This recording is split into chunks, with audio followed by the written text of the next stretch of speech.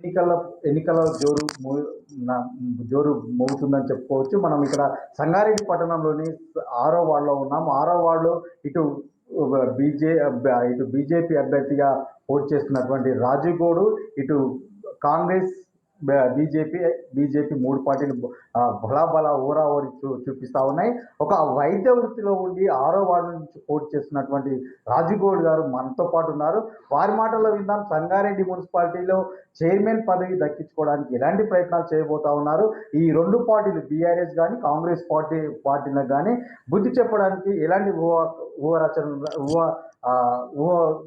ముందుకు తీసుకువెళ్తా ఉన్నారు, వారి మాటల్లో విందాం. సార్ చెప్పండి సార్, ఇప్పుడు కాంగ్రెస్, బీజేపీ, బీఆర్ఎస్ 2 పార్టీలు కూడా ముమ్మరంగా పోటాపోటీగా పోటీ చేస్తూ ఉన్నాయి. మీరు అందులో 6వ వార్డులో బీజేపీ తరఫున అభ్యర్థిగా పోటీ చేస్తూ ఉన్నారు. ఆ 2 పార్టీలను మనము ఢీ కొట్టడానికి ఎలాంటి ప్రయత్నాలు చేయబోతాం? ముఖ్యంగా సంగారెడ్డి ప్రజలందరికీ కూడా అందరి యొక్క శుభాభినందనలు. మున్సిపల్ ఎలక్షన్స్లో బ్రహ్మాండమైన మెజారిటీ భారతీయ జనతా పార్టీకి కట్టబెడతారని ప్రజలు మంచి విశ్వాసంతో ఉన్నారు. ఎందుకంటే గతంలో జరిగినటువంటి పార్లమెంట్ ఎలక్షన్స్లో కానీ, అంతకుముందు అసెంబ్లీ ఎలక్షన్స్లో కానీ, ఏ ఎలక్షన్స్లో కానీ ఓటు శాతాన్ని పెంచుకుంటూ వస్తూ ఇప్పుడు సంగారెడ్డి మున్సిపాలిటీ పైన కాషాయ జెండా ఎగిరేయడం కోసమే కాషాయ సైనికులు ప్రయాణం చేస్తున్నారు. అందులో ఎలాంటి సందేహం లేదు. దానికి నిదర్శనమే మేము ఈసారి నిలబెట్టబోయే అభ్యర్థుల భవిష్యత్తు, అభ్యర్థుల యొక్క బయోడేటా కూడా చూస్తే మీకు అర్థమవుతుంది. ఈసారి మున్సిపాలిటీ పైన కాషాయ జెండా ఎగిరేయడానికి కారణం ఏంటంటే గత 20 నుంచి 30 సంవత్సరాలన ఒకే కుటుంబము, ఒకే వర్గము, ఒకే వాళ్ళు మున్సిపాలిటీ వెళ్తూ ఇంతవరకు ఎక్కడ చూసినా మున్సిపాలిటీ అభివృద్ధి గ్రేడ్ 1 మున్సిపాలిటీ ఉండి ఒక గ్రామ పంచాయతీలో ఉన్నటువంటి అభివృద్ధి కూడా కనబడతలేదు. మేము ఊళ్ళో చిన్న గ్రామ పంచాయతీలో కూడా సీసీ రోడ్లు ఉంటాయి, కానీ ఇంత గ్రేడ్ 1 మున్సిపాలిటీలో ఒక వెహికల్ మీద ఎక్కితే వెన్నుపూస నొప్పి వచ్చేసి వెన్నుబొక్క విరిగిపోయే పరిస్థితులు ఉన్నాయి. నడుచుకుంటూ పోతే ఒకవేళ డెలివరీ ప్రెగ్నెంట్ మీద పోతే అక్కడ రహదారిలో డెలివరీ అయ్యే పరిస్థితి రోడ్లు ఉన్నాయి. అలాంటి పరిస్థితుల్లో గత 30 సంవత్సరాల నుంచి మున్సిపాలిటీ ఏ విధంగా ఉందో అభివృద్ధి మనం చూస్తే తెలుస్తుంది.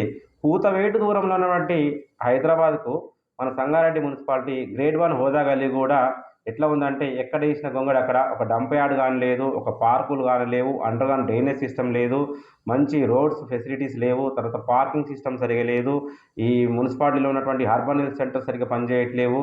ఏ విధంగా చూస్తే ప్రతి గల్లీలో కూడా సమస్యలు ఉన్నాయి.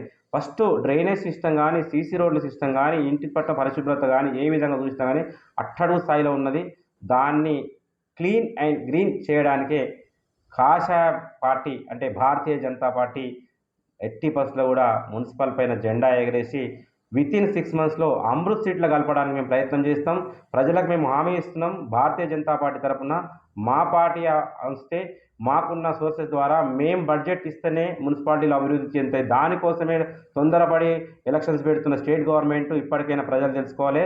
80% మున్సిపాలిటీకి వచ్చే డబ్బులన్నీ కూడా సెంట్రల్ గవర్నమెంట్ నుంచి వస్తాయి, సెంట్రల్ ప్రాజెక్ట్ నుంచి వస్తాయి. ఆ ప్రాజెక్ట్ రావాలంటే ఈసారి మాకు అవకాశం ఇస్తే డైరెక్ట్ మేము నరేంద్ర మోడీ గారితో మా పట్టణాభివృద్ధి శాఖ ద్వారా నుంచి మున్సిపాలిటీని అభివృద్ధి చేస్తామని హామీ ఇస్తున్నాం. హామీ కాదు, ఇప్పటిదాకా మేము చేసినటువంటి మహారాష్ట్రలో జరిగినటువంటి మున్సిపల్ ఎలక్షన్లో చూసారు, వేరే రాష్ట్రాల్లో చూసినా ఎక్కడ చూసినా మున్సిపాలిటీ అభివృద్ధి చెందాలంటే మనం కూడా మున్సిపాలిటీలో కూడా భారతీయ జనతా పార్టీ అధికారంలో ఉండాలి. అందువల్లనే ట్రిపుల్ ఇంజన్ సర్కిల్ లాగా మేము ఇప్పుడు municipality central government double engine circle తీసుకురాబోతున్నాం. మన మున్సిపాలిటీగా 80% కూడా అన్ని వార్డులలో విజయడంగా భోగిస్తాం. మేము మాకు ధీమా ఉంది, నమ్మకం ఉంది, ప్రజలు మా వైపు ఉన్నారు. ఇక్కడ జరిగేటువంటి అవినీతి ఎలా ఉందో మీకు తెలుసు. గత 30 సంవత్సరాల నుంచి వేసిన రోడే 10 సార్లు వేసిన డ్రైనేజ్ సిస్టమ్ 10 సార్లు కట్టిన సిస్టమ్స్ ఉన్నాయి. వాటన్నిటిని కూడా అవినీతి కూడా బయటికి తీస్తాం.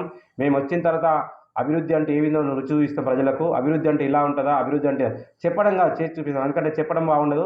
మేము ఒక్కసారి మాకు అవకాశం ఏంటి, అన్ని పార్టీలకు అవకాశాలు ఇచ్చారు, ప్రతిసారి అవకాశం ఇచ్చారు. ఈసారి భారతీయ జనతా పార్టీ ఎక్కడ ఏ అభ్యర్థి నిలబడ్డా ఆ అభ్యర్థులకు మీరు ఓటేసి గెలిపించాలని కోరుతున్నా. ఇక 6th వార్డు విషయానికి వస్తే 6th వార్డులో ఉన్నటువంటి సమస్యలు ఇంకా ఏ వార్డులో కూడా లేవు. నేను వార్డున గల్లీ తిరిగాను, ఇంటింటికి తిరిగాను, వాళ్ళ సమస్యలు మాకు చెప్పారు. సార్ మీరు వస్తే మేము 100% మీరు రాకుండా మీరు ఓటే ఇక్కడ నామినేషన్ వేసిపోతే మేము గెలిపిస్తామనే ధీమా నాకు వ్యక్తం చేశారు. కాబట్టి ఆ వార్డులో నా విజయం ఖాయమైపోయింది. ఎవరైనా రాసుకోవచ్చు, ఆ విజయం నాదే. 100% 6th వార్డులో మా భారతీయ జనతా పార్టీ జెండా ఎగరేస్తాము. అదేవిధంగా మిగతా 37 వార్డులో కూడా మేము వీలైనంత వరకు మెజార్టీ మార్కు దాటి ఈసారి జెండా ఎగరడానికి రెడీను. 100% కూడా ప్రజలు కూడా మా వైపు ఉన్నారు. ప్రజలకు విజ్ఞప్తి ఏంటంటే ఓటు వేసేటప్పుడు ఒక్కసారి ఆలోచించండి. మీ ఓటు ఒక పవిత్రమైన ఓటు. ఆ ఓటును ఒక చెత్త కుప్పలో వేయకుండా భారతీయ జనతా పార్టీ డబ్బాలు వేస్తే అది మీకు ఉపయోగపడుతుంది. ఎందుకంటే మనం మన ఓటును భద్రంగా దాచుకోవాలంటే, పవిత్రంగా ఉంచుకోవాలంటే బీజేపీకి ఇవ్వండి. ఆ బీజేపీ అనేది మీ యొక్క ఆత్మరక్షణకు, మీకు భారతదేశ జన రక్షణ కోసం ఉపయోగపడుతుంది. ఇప్పుడు సంగారెడ్డిలో మనము స్ట్రాంగ్గా గట్టిగా కావాలంటే బీజేపీకి ఓటేయాలని రిక్వెస్ట్ చేస్తున్నా. ఇంకా ఎలాంటి సందేహాలు ఉన్నా కూడా మేము దాన్ని ప్రజలకు అందుబాటులో ఉంటాం. ఎప్పటికప్పుడు మా కార్యకర్తలు అందరూ కూడా ప్రజలకు అందుబాటులో ఉండి సర్వీస్ చేయడానికి రెడీ ఉన్నారు. ఎట్టి పరిస్థితుల్లో కూడా ఈసారి జెండా ఎగరేస్తామని నమ్మకంగా ఉంది. అధికార పార్టీ ప్రధానంగా ఏవైతే 6 గ్యారెంటీలు ఉన్నాయో ఆ 6 గ్యారెంటీలను ప్రతి వాళ్ళు ప్రచారం చేయాలని చెప్పేసి కూడా అధికార పార్టీ ఎంచుకుంటుంది. దీనిపైన మీరు ఎలా ఖండించబోతున్నారు? 6 గ్యారెంటీల విషయంలో 6 గ్యారెంటీ నెరవేర్చారంటారా? ఇక ఇవి మన రాష్ట్ర ప్రభుత్వాల గురించి చెప్తే, అంతకుముందు 10 సంవత్సరాలు పరిపాలించిన బీఆర్ఎస్, గత 2 సంవత్సరాల నుంచి పరిపాలిస్తున్న కాంగ్రెస్ పరిస్థితి ఆగమ్య గోచరంగా ఉంది. ఎందుకంటే వాళ్ళకు నిధులు కానీ ఏమీ లేకుండా ఎలా పరిపాలన చేయలేకుండా ఉన్నది. ఆ గవర్నమెంట్ ఇచ్చిన లెగసీని ఈ గవర్నమెంట్ కంటిన్యూ చేస్తుంది. అంటే వాళ్ళు ఇచ్చిన హామీలు, వీళ్ళు ఇచ్చిన హామీలు జీరో హామీలే. ఎందుకంటే వీళ్ళకి ప్రణాళిక లేదు. ఎలా చేయాలి, పట్టణ ప్రణాళిక ఏదే, గ్రామ పరిపాలన ఎలా చేయాలి, అసలు ఎంత బడ్జెట్ ఉంది, ఏ దాన్ని చేసుకోవాలి, ఏవి హామీ ఇవ్వాలి, ఎత్తి ఇవ్వాలి అనే నాలెడ్జే లేదు. ఏవి దొరికితే ఆ ఉచిత హామీలు ఇస్తారు. ఇచ్చే హామీలు ఎలా ఉండాలి, తీర్చే హామీలుగా ఉండాలి. అందుకోసం ఈ 420 హామీలు చెల్లవు. గత ప్రభుత్వం చేసిన హామీలు కూడా నెరవేర్చవు. ఇప్పుడు అప్పుల కుబ్బిలో ఉన్నది. ఈ అప్పులు తీర్చాలంటే కష్టం ఉంది. ప్రజలు కూడా తెలుసుకోవాల్సిన విషయం ఏంటంటే, గత ప్రభుత్వాలు చేసిన అప్పులు తీర్చడానికి ఇప్పుడు వచ్చిన ప్రభుత్వాలు కష్టపడుతున్నాయి. కాబట్టి ప్రజలు ఈసారి న్యాయమైన ఆర్థికపరమైన విషయాలలో జ్ఞానం కలిగినటువంటి భారతీయ జనతా పార్టీకి అవకాశం ఇస్తే మేము వాటన్నీ తీరుస్తాము. వచ్చేసారి గవర్నమెంట్ కూడా తెలంగాణలో బీజేపీతో వస్తుంది. వీటన్నిటిని ఎలా మేము చేయాలో మాకు తెలుసు. ఎందుకంటే మా మోడీ గారి నాయకత్వంలో భారతదేశాన్ని ఆర్థిక రంగంలో 3వ స్థానానికి తీసుకెళ్తున్నాం. మేము నెక్స్ట్ తెలంగాణలో కూడా అధికారంలోకి వచ్చి ఇలాంటి సమస్యలన్నీ పరిగణిస్తాం. వీళ్ళు ఇచ్చిన హామీలన్నీ నీళ్లపాలే. మీరు ప్రధానంగా ఇద్దరు కూడా మేడము రాజుగోడు ఇద్దరు కూడా వైద్య వృత్తిలో ఉన్నారు. సంగారెడ్డి మున్సిపాలిటీలో ప్రధానంగా చైర్మన్ మీరైతే మీ సామాన్య ప్రజలకు ఎలాంటి మనకు చికిత్స అందించబోతూ ఉంటారు? మా పార్టీ చైర్మన్ ఎవరిని డిక్లేర్ చేసినా మా పార్టీ కట్టుబడి ఉంటుంది. ఆ పార్టీ నిర్ణయాల వరకే చైర్మన్ పదవి ఉంటుంది. వాళ్ళు ఎవరికి ఇచ్చినా మేము తీసుకునే నిర్ణయం ఏంటంటే, వైద్యం, విద్య, శానిటేషన్, ఈ మున్సిపాలిటీలో శానిటేషన్, క్లీన్ అండ్ గ్రీన్, పరిశుభ్రత, పచ్చదనము, తర్వాత ఆర్థిక వ్యవస్థలో కట్టుబడి ఉండడము, అప్పులు పాలు చేయకుండా మున్సిపాలిటీని అన్ని మంచి లాభాల బాట తీసుకెళ్ళము. రోడ్ల విస్తీరణ, తర్వాత మార్కెటింగ్ సిస్టము, తర్వాత ఎడ్యుకేషన్ సిస్టము, తర్వాత హెల్త్ సిస్టమ్ను కూడా బాగా చేస్తాం. ప్రజలకు ఆరోగ్యంగా ఉంటే అప్పుల పాలు కాదు. ప్రజలకు విద్యలో కూడా అన్ని హాస్పిటల్స్లో కానీ ఎడ్యుకేషన్ ఇన్స్టిట్యూట్లో బిల్స్ కూడా అన్ని స్క్రూటినైజ్ చేస్తే వాళ్ళు అప్పుల పాలు కాదు. సో ప్రజల ఆర్థిక మనుగడను, ప్రజల యొక్క ఆర్థిక వ్యవస్థను ఇంప్రూవ్ చేయడానికి మా పరిపాలన ఉంటుంది. మేము ముఖ్యంగా సంగారెడ్డి జెండా ఎగిరేసిన తర్వాత ఫోకస్ చేసేది education, health, sanitation, water system and marketing system, traffic system. ఇంకోటి రక్షణ వ్యవస్థ ఎలాంటి అల్లదలు లేకుండా ప్రశాంతంగా ఉండే పీస్ఫుల్ మున్సిపాలిటీగా తీర్చిదిద్దడానికి మా ప్రత్యేక ప్రణాళికలు ఉన్నాయి. ఇంకా ప్రజలకు ఇంకేం చెప్పదలుచుకున్నారు సార్? ప్రధానంగా మీరు ఏంటంటే వైద్య వృత్తిలో ఉన్నారు. గతంలో కూడా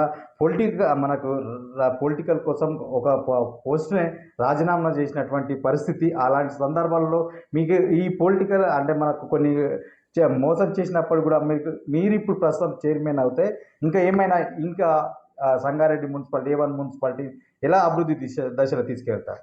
యాక్చువల్గా నేను రాజకీయంగా రావడానికి కారణము, ముఖ్య ఉద్దేశము ఆపరేషన్ సంగారెడ్డి అని పెట్టుకున్నాను.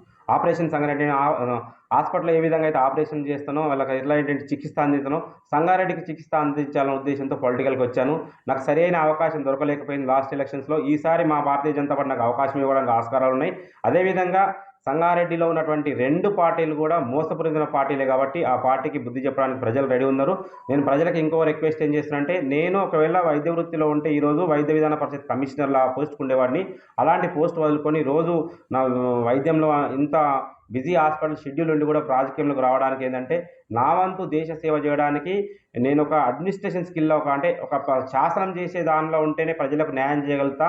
ఒక వైద్యం చేయడంలో నేను వ్యాధిగ్రస్తులకే చేయగలుగుతున్నా. కానీ అదే వైద్యాన్ని ఈ రాజకీయ వైద్యం చేస్తే బాగుంటుందనే ఉద్దేశంతో రాజకీయ వైద్యం చేయడానికి వచ్చాను. సో ఆపరేషన్ సంగారెడ్డి అనే కాన్సెప్ట్తో ఉన్నాను. ఆపరేషన్ సంగారెడ్డి సక్సెస్ అవుతానని మేము ఏ విధంగా అయితే మేము భారతీయ జనతా పార్టీ ఆపరేషన్ సింధూర్ ఏ విధంగా చేసిందో ఈరోజు మేము సంగారెడ్డిని ఆపరేషన్ సంగారెడ్డి అని పెడుతున్నాం. ఎట్టి పరిస్థితుల్లో కూడా సంగారెడ్డి ఆపరేషన్ చేస్తాం. ఎట్టి పరిస్థితుల్లో ఈ యొక్క ఏవైతే కణతులు ఉన్నాయో ఎలాంటి ఉన్నాయో వాళ్ళన్నింటినీ కూడా తొలగించి మంచి పరిపాలన తీసుకోవడానికి, అంటే మంచి ఒక వైద్య శాస్త్రంలో చెప్పినట్టు మేము ఒక పేషెంట్కు ఆపరేషన్ చేసి ఏ విధంగా సక్సెస్ చేస్తామో సంగారెడ్డి కూడా ఆపరేషన్ చేసి సక్సెస్ చేస్తానని నమ్మకం ఉంది. దీనికి ప్రజలు సహకరించాలని, ప్రజలు కూడా మాకు ఓటేస్తే మేము సహకరిస్తే డెఫినెట్గా సంగారెడ్డిని క్లీన్ అండ్ గ్రీన్, ఒక నీట్ అంటే ఎలాంటి పీస్ అండ్ సక్సెస్ఫుల్ మున్సిపాలిటీ కింద తీర్చిదిద్ది జిహెచ్ఎంసీ కన్నా మంచి మున్సిపాలిటీగా తీర్చిదిద్దడంలో మేము ముందుంటామని తెలియజేస్తున్నాం.